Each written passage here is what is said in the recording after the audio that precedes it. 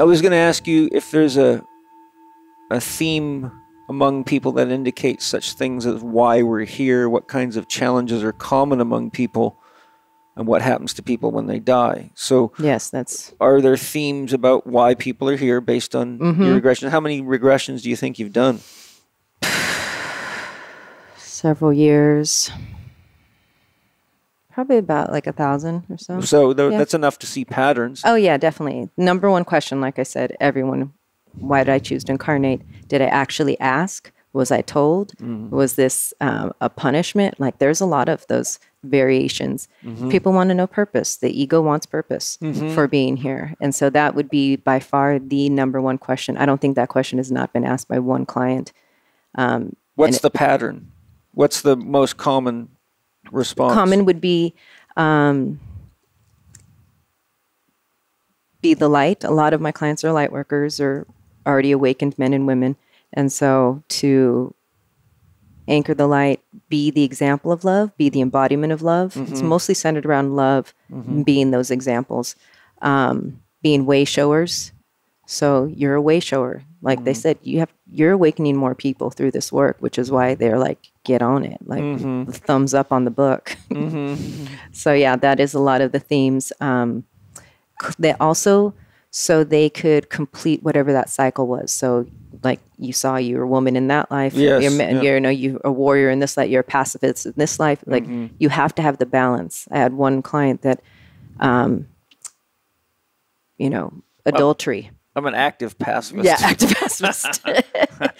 But like, so she had experienced adultery in this life and got to see the reverse roles and how it affected the family in that lifetime, this lifetime, and current situation. And they said it was necessary. You couldn't be complete unless you knew all aspects of it, which meant you had to be the cheater, you had to be the one cheated on, the victim, the perpetrator, all of it. So yeah, this is a big, this is a completion cycle. And a lot of the other theme would be, this was the most important time to incarnate on this planet, so you chose to be here now. Okay. What's the most common theme that you see happening when people die as far as the experience they're having? Oh, freedom. Like, oh, I was ready. Like a lot of bliss, a lot of freedom. Some sadness because they still have those attachments to family. Yes. Or an obligation. Like I didn't finish my life's work or my goal. But once they come from that higher perspective, they can look back and see the lesson or the purpose of that life with clarity and neutrality.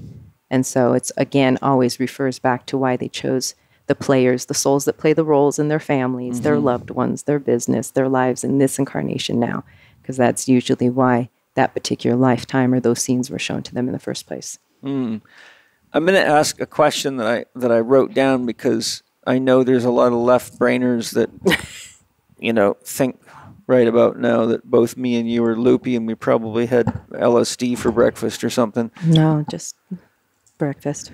Yeah. Just eggs. So I did smoke some tobacco and some herbs to kind of set me in the soften the borders between dimensions a little bit, and use some of Dr. Nick's excellent third eye essential oil and a drop of Diviner's Eye, both of which are very good for dimensional travel. And so the question is, how can you trust that the information that you're accessing through hypnosis isn't just people's imagination or fragments of things like movies they've seen or books or stories they've read, etc.? In other words, things presenting themselves as factual, yet they don't realize that they're making it up unconsciously. No, that's a great question, because even when I was going through this work as a student, of course I had to go through regressions. That was the very first thing I said. Oh, I'm just making this up. And then when I became a practitioner and other, clients, am I just making this up? This is one thing that Paul obviously experienced. You cannot make emotion up in trance. Like, you are in that space. I had this huge, 6'4" beast of a guy, and he was scared of something, and then came out of it.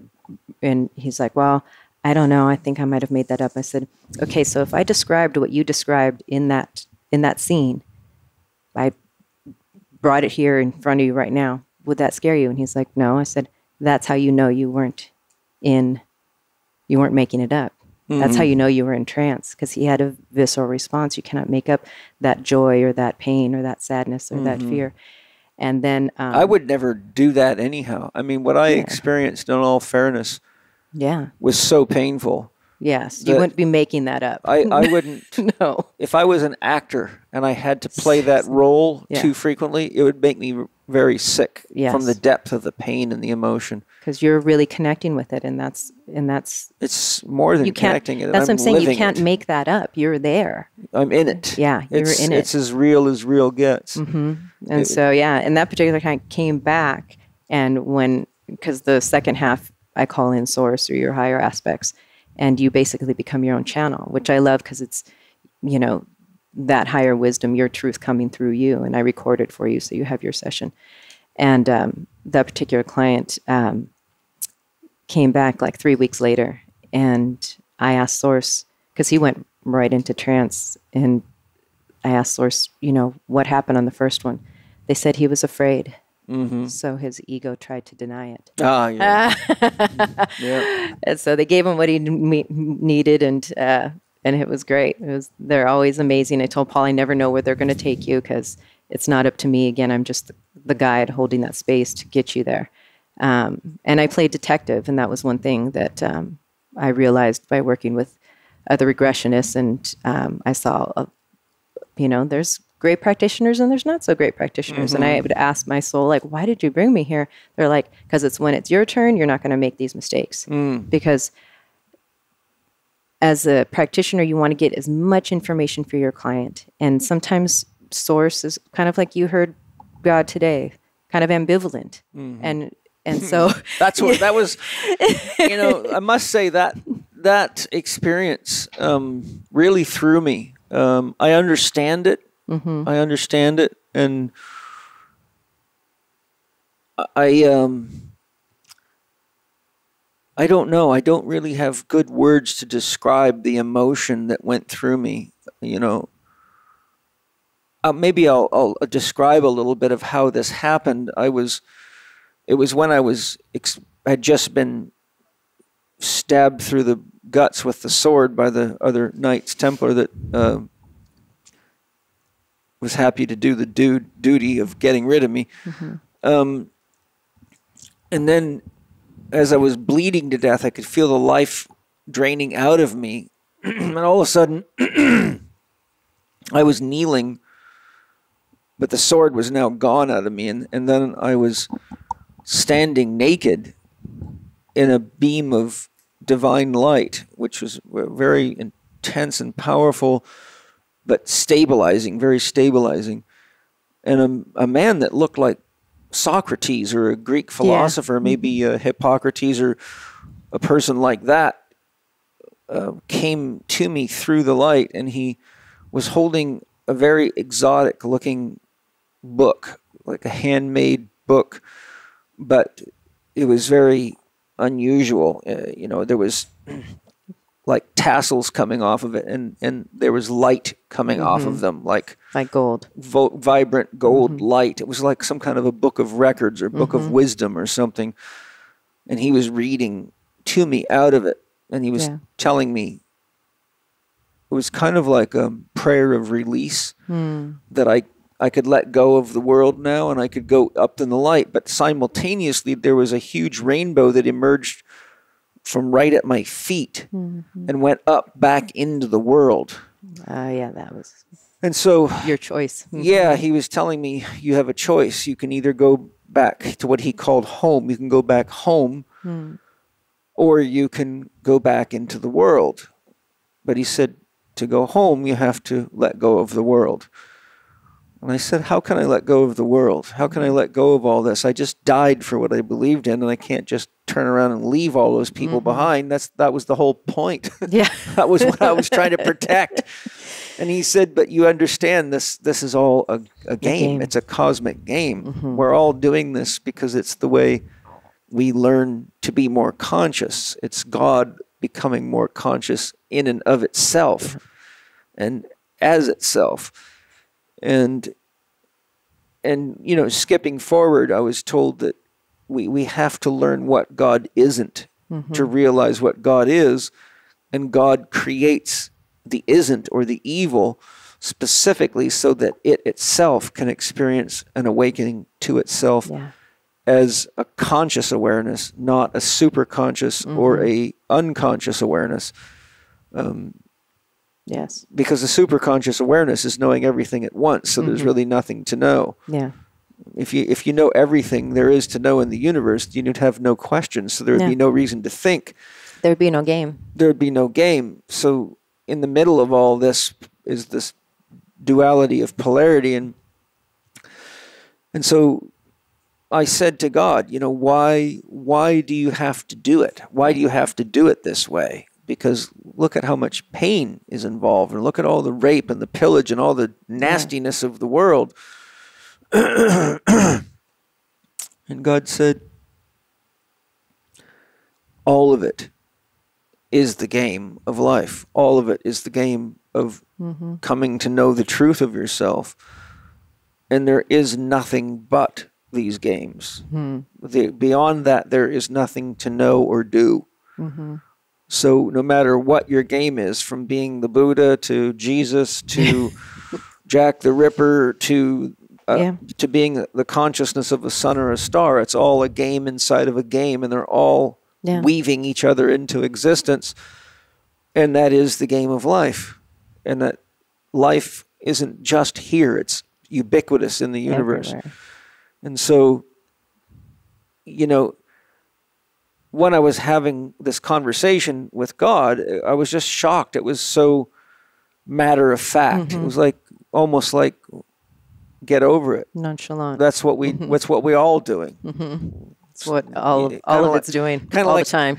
Kind of like a woman that's had 10 kids saying to someone that's really worried about her being able to do it without dying or something, she's going, get over it. I got 10 kids. I know it's going to happen. That was kind of the feeling I got. Like God saying, Paul, come on. You know what's going on. You've done this thousands of times. It's not new to you. Why are you so attached to this game, But I realized, too, that it was part of the healing process, because the game is the only game. It's the real game. It is it is life itself. It is Maya in the Hindu consciousness. And but as Arthur Young says in his teachings, people think Maya means illusion, like it's not real. But he says what they don't understand is Maya is the illusion. The illusion. And that when you really understand what that means, well, here we are talking about it. It means that. But, I guess just sort of the child in me, or the person that wants God to be this kind of motherly, loving, amazingly cuddly. I've heard that from clients before too. Yes. And all of a sudden you're getting this experience. But the love is the process. The love is the willingness to enter the game. The love is the sacrifice. The love is the self-realization. It's all love. Yeah. So and I tell people all the time, everybody wants unconditional love, but you really haven't got a clue what it means to be unconditional love. And there was the unconditional of it. Yeah. Right? Yeah. I'm having an emotional response to the negative aspects of the game, but God's saying, hey, like you said, God says yes. Love says yes. Yeah. And so God's saying, hey, that's why you entered the game. That's the paradox. Yeah.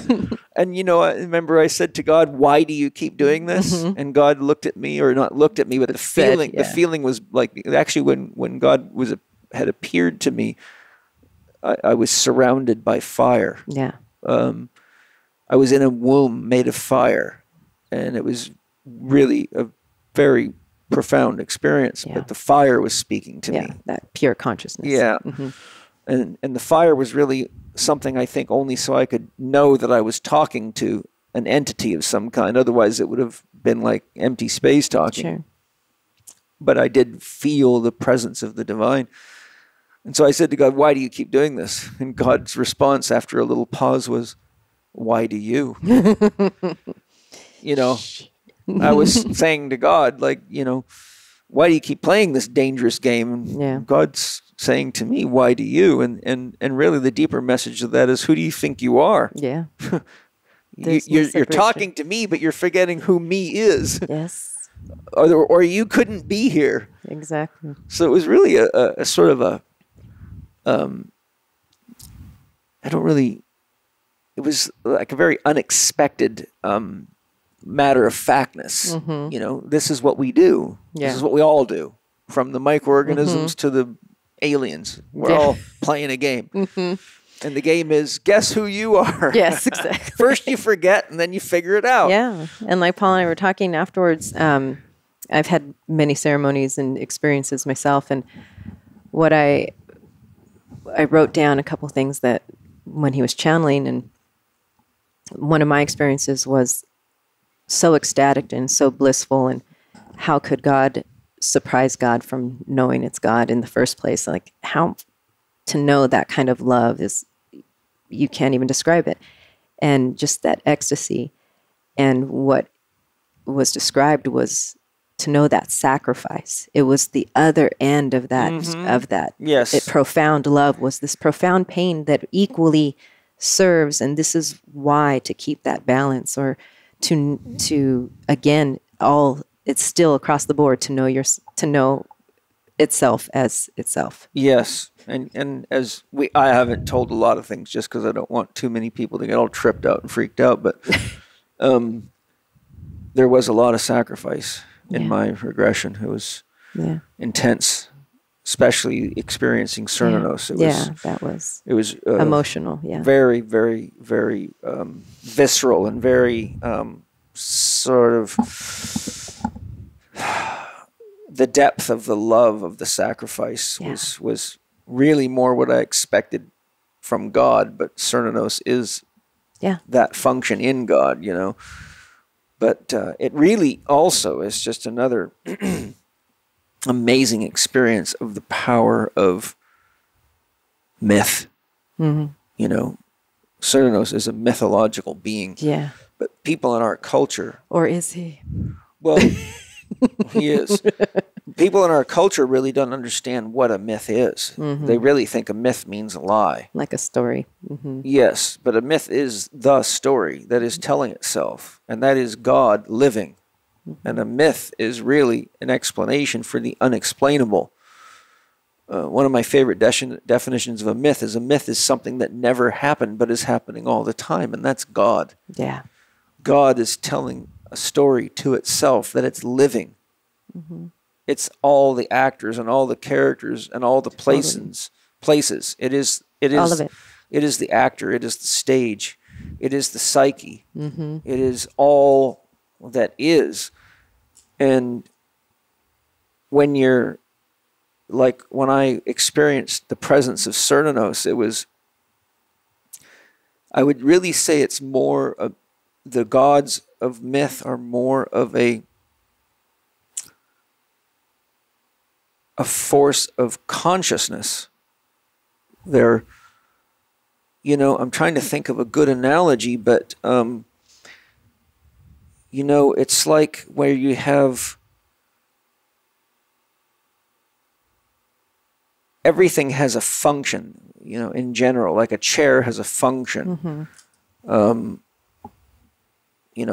Consonants and vowels and verbs and nouns, they all have functions. And the closest I could come in analogy is that mythical gods are verbs. They are what make the story move. They're what breathes us. They're what's looking through our eyes and living through us.